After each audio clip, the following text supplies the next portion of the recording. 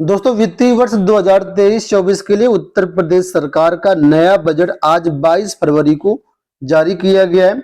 इसमें हम लोग बात करेंगे कि आखिर बेसिक शिक्षा, माध्यमिक शिक्षा, उच्च शिक्षा, तकनीकी शिक्षा, युवाओं एवं रोजगार को लेकर क्या महत्वपूर्ण चीजें निकल के आई हैं। तो इस वीडियो को पूरा देखिएगा। इस बजट से सभी युवाओं को बहुत ज्यादा उम्मीदें थी, तो इसको हम डिटेल से कवर करेंगे इस वीडियो में। अब हम लोग यहाँ पर पेज नंबर 31 पर आ चुके हैं। ये जो पूरी पीडीएफ 46 पेज की है और इसमें पेज नंबर 31 पर यहाँ पर आईटी एवं इलेक्ट्रॉनिक्स को लेकर के काफी महत्वपूर्ण चीजें कही गई हैं। देखिए, यहाँ पर बताया गया कि 2021-22 में पायलट प्रोजेक्ट के तहत प्रदेश के जो भी युवा हैं उनको तकनीकी सशक्तिकरण के लिए टैबलेट फोन और स्मार्टफोन जो है वितरित करने की योजना लाई गई थी।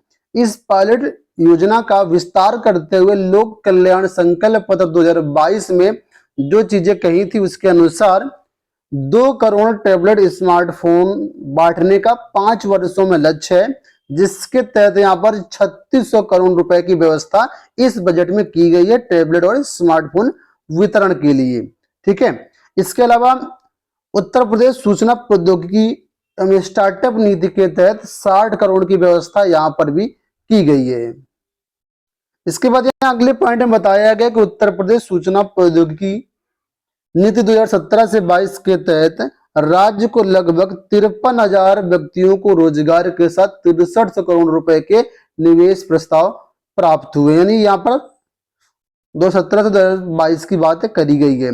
और इसके साथ ही यहाँ पर देखिए कुछ डेटा दिया गया, ध्यान समझिएगा कि इसके अंतर्गत लगभग 5,000 करोड़ के निवेश का अनुमान है और जिससे लगभग 50,000 व्यक्तियों को डायरेक्ट रूप से और 1 लाख व्यक्तियों को अप्रत्यक्ष रूप से रोजगार सृजित करने की बात कही गई केवल आईटी सेक्टर में। ठीक है। अब यहाँ पर बात कर लेते हैं बेसिक शिक्षा की। बेसिक शिक्षा में क्या क्या बातें यहाँ पर कही गई हैं। यहाँ पर देखिए बताया कि प्रदेश में बेसिक शिक्षा के अधीन शासकीय और अशासकीय जो हैं लगभग 2,23,712 विद्यालय संचालित हैं। इसमें गवर्नमेंट और प्राइवेट दोनों प्रकार के विद्यालयों की बात कही गई है, जिसमें सभी बच्चों के 1 से 3 किलोमीटर तक की परिधि में विद्यालय की सुविधा उपलब्ध है। यानी अपनी उपलब्धियां यहाँ पर कुल मिलाकर के बताया कि वर्तमान में ये चीजें हैं। और समग्र शिक्षा के अंतर्गत यहाँ पर 20,255 करोड़ की व्यवस्था प्रस्तावित है।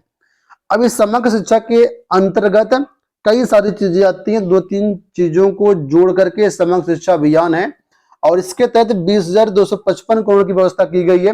बहुत सारे लोग सोशल मीडिया पर यह भी बात कह रहे हैं कि ये जो 20,255 करोड़ है ये बजट बहुत है, इसमें नए आयोग का गठन भी शामिल है। आप लोग जानते हैं उत्तर प्रदेश में नया आयोग बनना है, शिक्षा आयोग बनना है, तो कुछ लोग कह रहे हैं इसको भी यहाँ पर शामिल किया गया है, लेकिन मुझे नहीं लगता कि इसमें होगा, क्योंकि समग्र शिक्षा अभियान 1 से 12 तक के जो भी छात्र होते हैं और टीचर्स एजुकेशन होता है वो काफी सारी चीजें इसमें इंक्लूड है। तो देखिए सेपरेट रूप से तो नहीं कहा गया है कि नया आयोग यहाँ पर उसका बजट है, लेकिन संभावना इस बजट में जो है इस पॉइंट से काफी कम समझ में आ रही है।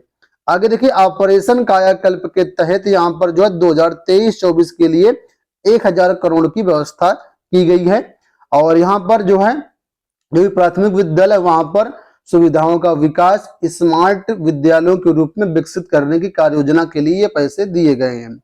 इसके अलावा केंद्र सरकार की जो सहायता से पीएम श्री विद्यालय अभी नए शुरू किए गए हैं उनके लिए भी हमारे 510 करोड़ रुपए की व्यवस्था की गई है। ग्राम पंचायत एवं वार्ड स्तर पर डिजिटल लाइब्रेरी की भी स्थापना होनी है और जिसके लिए 300 करोड़ रुपए का लक्ष्य यहाँ पर रखा गया है, व्यवस्था की गई है। गरीबी रेखा के ऊपर 28 लाख छात्र छात्राओं को निःशुल्क यूनिफॉर्म वितरण के लिए 50 करोड़ रुपए की व्यवस्था की गई है। इसके साथ ही परिषदीय प्राथमिक एवं उच्च प्राथमिक विद्यालयों के कक्षा 1 से 8 तक के जो भी अध्ययनरत लगभग 2 करोड़ छात्र छात्राएं हैं उनके निःशुल्क स्वेटर जूता मोजा वितरण के लिए 650 करोड़ की व्यवस्था की गई है। स्कूल बैग के लिए 350 करोड़ की व्यवस्था की गई है। इसके अलावा वनटांगिया गांव में प्राथमिक एवं उच्च प्राथमिक विद्यालयों के संचालन एवं निर्माण हेतु 11 करोड़ की व्यवस्था की गई है और निःशुल्क एवं अनिवार्य बाल शिक्षा अधिकार अधिनियम 2009 के तहत यहाँ पर 40 करोड़ रुपए की व्यवस्था की गई है दुर्बल वर्ग के बच्चों को प्रवेश दिलाने के लिए। तो ये चीजें यहाँ पर बेसिक शिक्षा को लेकर के हैं। अब बात करते हैं माध्यमिक शिक्षा को लेकर के। तो माध्यमिक शिक्षा में पहले स्थिति बताई गई कि वर्तमान में 2357 राजकीय विद्यालय हैं, 4512 एडेड विद्यालय हैं, 21203 वित्तविहीन यानी प्राइवेट विद्यालय हैं, कुल मिलाकर के 27892 माध्यमिक विद्यालय। संस्कृत शिक्षा के लिए 2 राजकीय, 971 सहायता प्राप्त, 267 जो है वित्तविहीन विद्यालय संचालित है संस्कृत शिक्षा के लिए। अब यहाँ पर देखिए बात करी गई है कि जो भी माध्यमिक विद्यालय हैं अशासकीय रूप से एवं सेल्फ फाइनेंस, उनको आय बढ़ाने के लिए यहाँ पर कुछ योजना बताई गई है, कैसे कैसे आय बढ़ा सकते हैं उसके बारे में मेंशन किया गया है। इसके अलावा आप लोग जानते हैं अभी पीएम श्री योजना भी क्रियान्वयन किया गया है, ठीक है। तो इसके लिए 500 करोड़ रुपए का यहाँ पर लक्ष्य रखा गया है।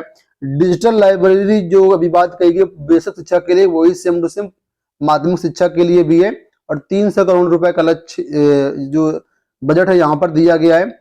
समग्र शिक्षा अभियान के लिए 1003 करोड़ रुपए का यहाँ पर बजट दिया गया है। और राजकीय माध्यमिक विद्यालय में प्रोजेक्ट अलंकार के लिए भी यहाँ पर 500 करोड़ रुपए की व्यवस्था की गई है। संस्कृत विद्यालयों की परिसंपत्तियों के सृजन के लिए 100 करोड़ की व्यवस्था की गई है। माध्यमिक विद्यालय में संस्कृत पढ़ने वाले छात्रों को छात्रवृत्ति देने के लिए 10 करोड़ की व्यवस्था की गई है। और जो प्राइवेट स्कूल है, ठीक है, तो जिनकी निर्धारित आय सीमा कम है, तो उनके माता पिता की दूसरी बच्ची की फीस के लिए जो है प्रतिपूर्ति के लिए, फीस रिफंड के लिए 5 करोड़ की व्यवस्था की गई है। तो ये बात यहाँ पर माध्यमिक शिक्षा के लिए। अब यहाँ पर स्पष्ट रूप से कहीं पर भी नहीं बताया गया है कि जो नया आयोग बनना है उसके लिए कितना आयोग दिया गया है। हो सकता है किसी न किसी मद में उसको इंक्लूड कर दिया उन लोगों ने। उच्च शिक्षा की बात कर ले तो उच्च शिक्षा में यहाँ पर बताया गया कि वर्तमान में उत्तर प्रदेश में 19 राज्य विश्वविद्यालय हैं, 1 मुक्त विश्वविद्यालय है, 1 डीम्ड विश्वविद्यालय है, 30 निजी विश्वविद्यालय हैं, 172 राजकीय महाविद्यालय हैं, 331 सहायता प्राप्त शासकीय महाविद्यालय हैं, और सबसे ज्यादा जो है वो है सेल्फ फाइनेंस कॉलेज, 7372 कॉलेज हैं, ठीक है। और इसके बाद यहाँ पर देखिए बताया गया कि प्रदेश के निजी विश्वविद्यालयों में से एमटी विश्वविद्यालय, ए श्रेणी, शारदा विश्वविद्यालय, गलगोटिया विश्वविद्यालय एवं जीएलए विश्वविद्यालय को A+ श्रेणी प्राप्त हुई है। और इसी तरीके से काफी अन्य चीजें यहाँ पर हैं। और यहाँ पर भी ग्रामीण स्तर पर डिजिटल लाइब्रेरी बनाने के लिए 300 करोड़ रुपए का लक्ष्य रखा गया है। और मुरादाबाद मंडल में जो है राज्य विश्वविद्यालय बनाया जाना है, उसके लिए 50 करोड़ की व्यवस्था की गई है। और देवी पाटन मंडल में मां पाटेश्वरी देवी राज्य विश्वविद्यालय बनना, उसके लिए भी 50 करोड़ की व्यवस्था की गई है।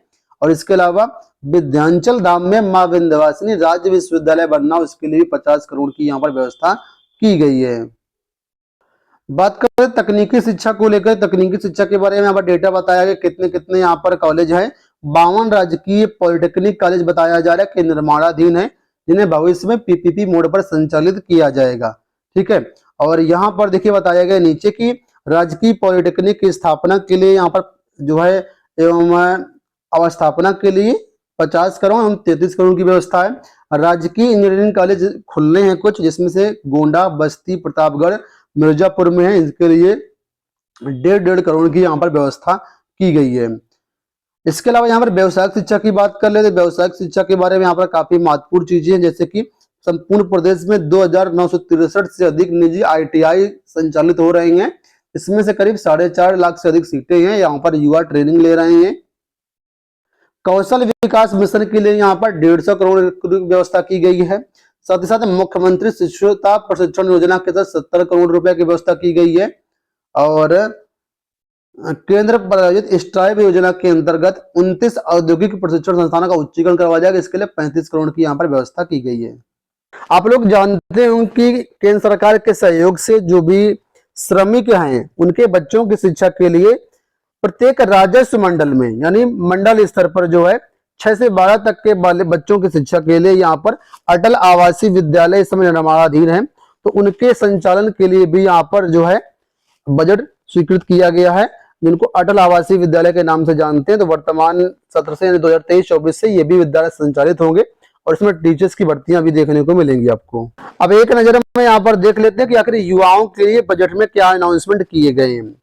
सबसे पहले मैंने आपको बता ही दिया था कि 5 साल में टैबलेट और स्मार्टफोन वितरण होना, जिसके लिए यहाँ पर 3600 करोड़ रुपए प्रस्तावित हैं। स्टार्टअप नीति के लिए यहाँ पर फंड दिया गया है। इसके अलावा ग्रामीण क्षेत्रों में युवा उद्यमियों के लिए यहाँ पर एग्रीटेक स्टार्टअप्स के लिए 20 करोड़ रुपए दिए गए हैं।